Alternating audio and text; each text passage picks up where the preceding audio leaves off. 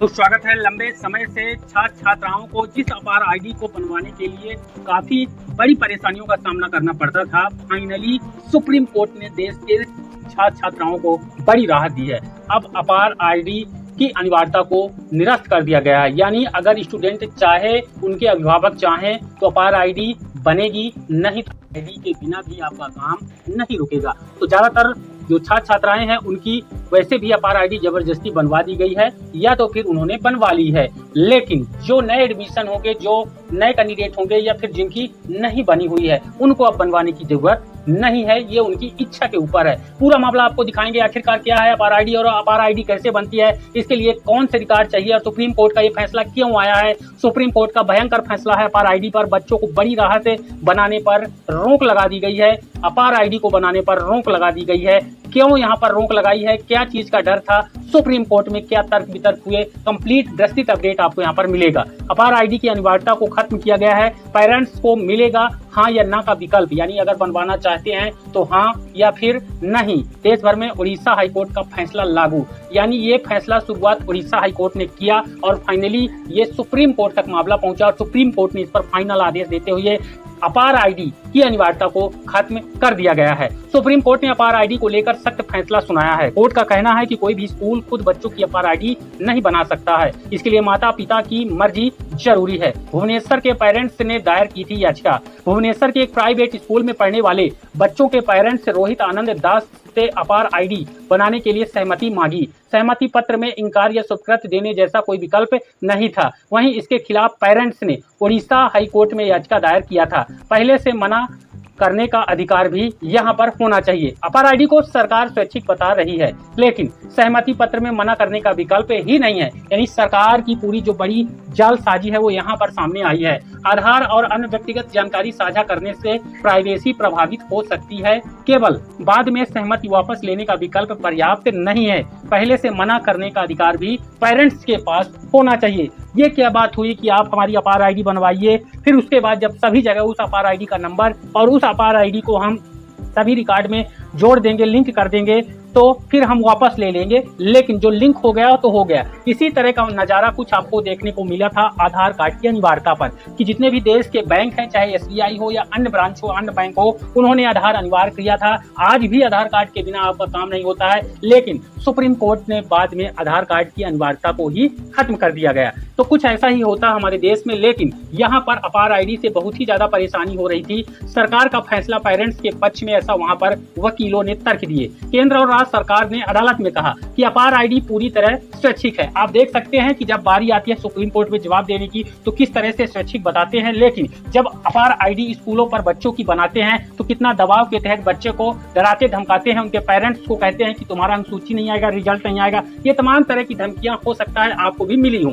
Parents चाहे तो सहमति ना दे और बाद में सहमति वापस भी ले सकता है। ये जवाब बेहद ही चौंकाने वाला है। ये सरकार की तरफ से जवाब दिया गया, जबकि ऐसा कोई भी ऑप्शन आपको उपलब्ध नहीं कराया गया होगा।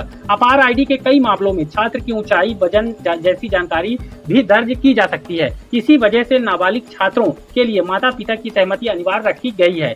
छात्रों के अधिकार नहीं होंगे प्रभावित, ऐसा सरकार के तरफ से पक्ष रखा गया। याचिका में यह मांग की गई थी कि अगर कोई छात्र अपार आईडी नहीं बनवाता है तो उसे एडमिशन परीक्षा में रजिस्ट्रेशन, मार्कशीट, सर्टिफिकेट या किसी अन्य एकेडमिक सुविधा से दूर नहीं रखा जाना चाहिए। ये यहाँ पर डिमांड रखी गई थी।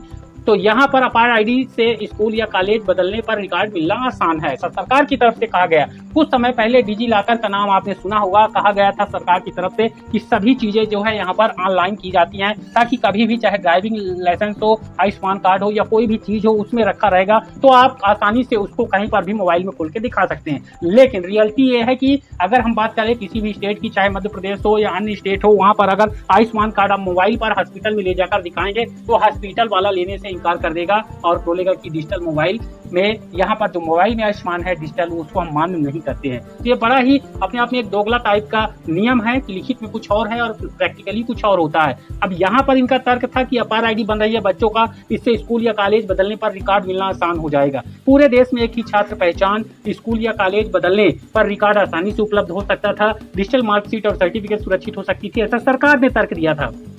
एंट्रेंस स्कॉलरशिप जैसी प्रोसेस सरल हो सकती थी, डॉक्यूमेंट्स का वेरिफिकेशन तेज और पारदर्शी हो सकता था, ऐसा यहाँ पर सरकार की तरफ से। लेकिन यहाँ पर क्या इसके पहले ये काम नहीं होते थे?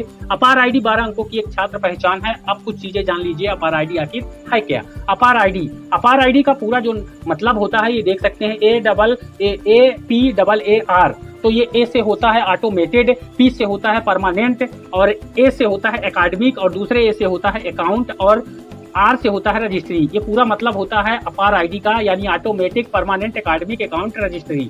भारत सरकार की one nation one student ID पहल के तहत हर छात्र को दी जाने वाली 12 अंकों की स्थायी डिजिटल छात्र पहचान स्टूडेंट आईडी, इसे राष्ट्रीय शिक्षा नीति यानी ईपी 2020 और एकेडमिक बैंक ऑफ क्रेडिट यानी एबीसी की अवधारणा के अनुरूप विकसित किया गया है। इसका उद्देश्य छात्र के पूरे शैक्षणिक रिकॉर्ड को एक ही डिजिटल प्लेटफॉर्म पर सुरक्षित रखना है। तो यहाँ पर सुरक्षित रखने से क्या फायदा छात्रों का होगा? क्योंकि सरकार अपने पास सभी छात्रों के रिकॉर्ड रखने का ये एक तरह का जरिया बनाया हुआ था, और इसको लेकर छात्र काफी ज्यादा परेशान भी हुए थे।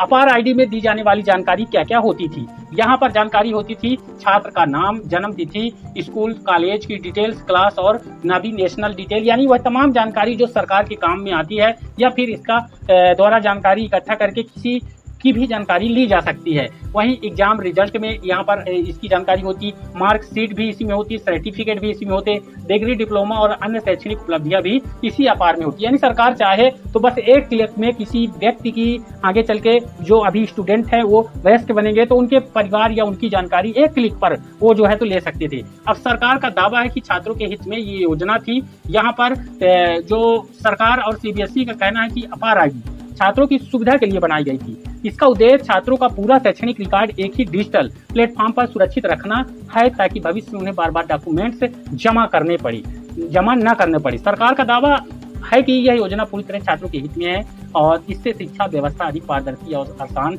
बनेगी। अब पता नहीं इस व्यवस्था अपार आईडी बनने से व्यवस्था पर क्या असर पड़ेगा। क्या अपार आईडी बनवाने से बच्चों को पढ़ाना नहीं पड़ेगा, या फिर बच्चों को किसी भी रिकॉर्ड की जरूरत नहीं पड़ेगी ऑफलाइन माध्यम से? अपार आईडी बनती कैसे थी?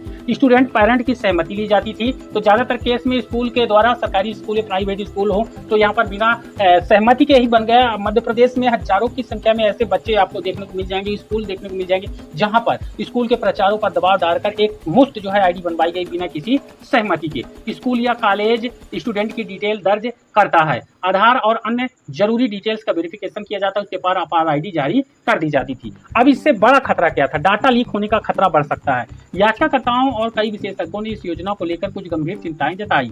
उनका कहना था कि बच्चों का इतना बड़ा डिजिटल डाटा, यानी सभी ओरिजिनल रिकॉर्ड उस पर रहते, रिजल्ट रहता, डिग्रियां रहती, आधार आईडी या फिर अन्य जो है रिकॉर्ड रहती, इकट्ठा होने से डाटा लीक होने का खतरा बढ़ जाता है। यदि किसी वजह से डाटा का गलत इस्तेमाल होता है तो बच्चों की प्राइवेसी प्रभावित हो सकती है। इसके अलावा कई पेरेंट्स का कहना है कि यदि अपार आईडी को अनिवार्य बना दिया गया तो बिना आईडी वाले बच्चों को शिक्षा और परीक्षाओं में बड़ी परेशानी हो सकती है। यानी यहाँ पर आप पूरे तर्क देखने के बाद यही कहेंगे कि इसको अनिवार्य नहीं करना चाहिए सरकार को। अपनी राय कमेंट में बताइए। वीडियो को लाइक और शेयर करके हमारे चैनल पर नए हैं तो सब्सक्राइब करके सपोर्ट जरूर करें।